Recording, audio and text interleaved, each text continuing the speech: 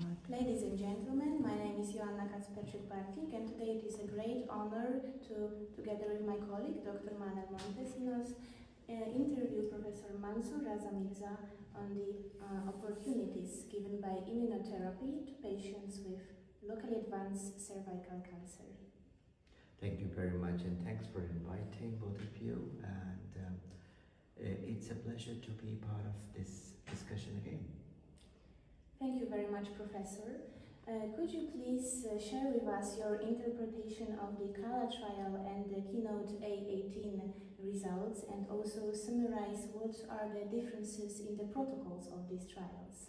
So first of all, I would say that we have really changed the landscape of treatment of locally advanced cervical cancer with the results of multiple trials happened in the last year.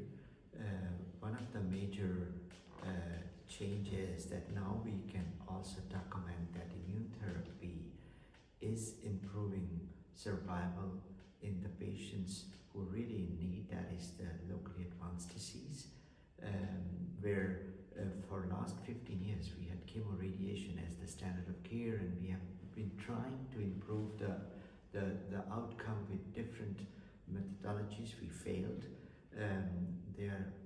And also the first immunotherapy trial was also negative, CALLA, and I'll come back to that. But then we saw the probably the properly planned immunotherapy trial, which was and got CX11 A18. This trial had some peculiar inclusion criteria which probably were necessary to make it show the results. First of all, it took the high risk population within the locally advanced disease. And what is that? That is that if a patient had to have node positive disease in pelvis and in retroperitoneal disease to enter the trial. Second thing was, if patient had only one node in the pelvis, that was not enough. That had to have more nodes, and the definition of node positivity on PET-CT was more aggressive, more intensive than it was, for example, in CALLA trial. So all that made this population more high risk than the trial done earlier. And second very important thing is that when you do immunotherapy trials, the primary endpoint, if you look at the median progression-free survival, you probably won't see the real difference, because the difference starts coming at the tail end, and you have to have enough follow-up to see the difference. So that is another very important question. Third question was the sample size. That was a very nice sample size, so we could look at the subgroups within the subpopulations within the trial to see if there has been benefit all over.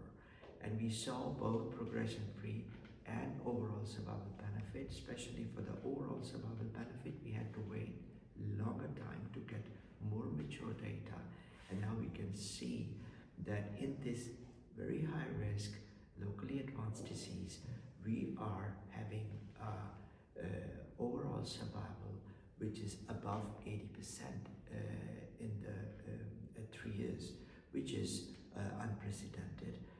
We have really moved the needle up. One can discuss if the radiation therapy given in this trial was good enough. Probably it was the best radiation therapy which is available, which was given to these patients.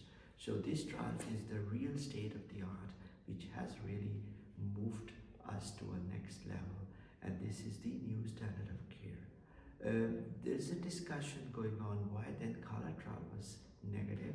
There could be many reasons for that. First of all, the follow-up period was short than in the A18 trial. Second, the definition of node positivity was more lenient, so probably there will be some patients who had not really node positive disease, so it was not that high risk population.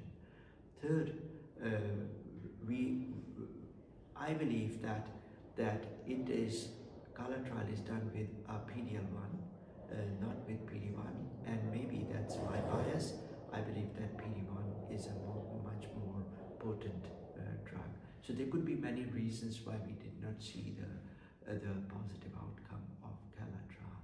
Having said that, do remember that this disease is mainly in the developing countries, not in the developed countries. Can they afford immunotherapy? That's too expensive. They don't. I just went to Africa and in many of these countries they don't even have brachytherapy.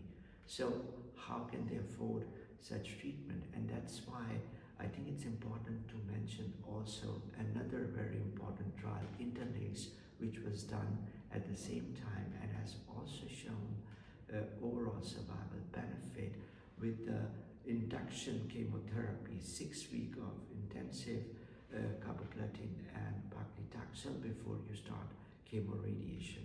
I think that there is option available for all societies, or I would say the regions there where we can afford immunotherapy. We have the new standard of care, which is according to 18. The places where they cannot afford such treatment, we have Interlace trial, which will help our patients to live longer due to an induction chemotherapy, which is much cheaper and easier to deliver. Thank you very much. What are the main challenges in integrating immunotherapy with the standard chemotherapy for local advanced cervical cancer? And how might this challenge be addressed in future clinical trials? So there are questions where the main challenges to integrate this treatment are two. First of all, we have to understand more about the biology of interaction of immunotherapy with radiation therapy and with chemotherapy. Do we need to give treatment concomitant to chemoradiation, giving more, theoretically causing more toxicity?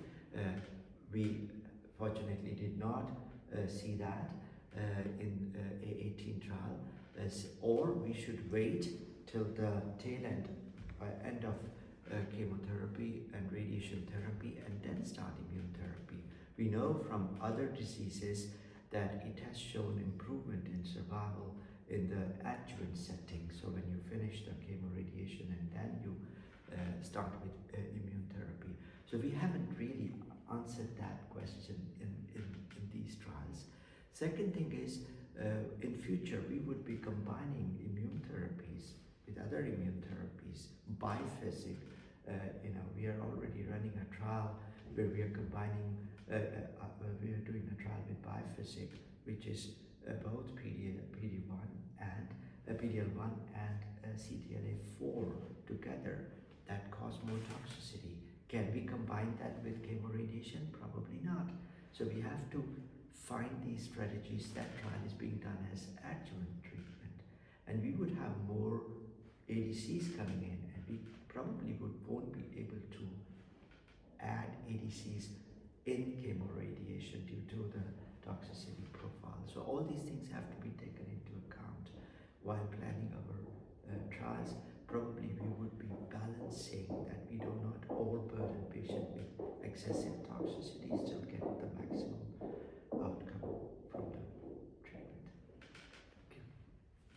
Professor, thank you very much for this interview, and thank you very much for all your efforts in increasing the standard of care of patients with all types of gynecological cancers. Thank you very much. I think we are living in a great era where we are really seeing the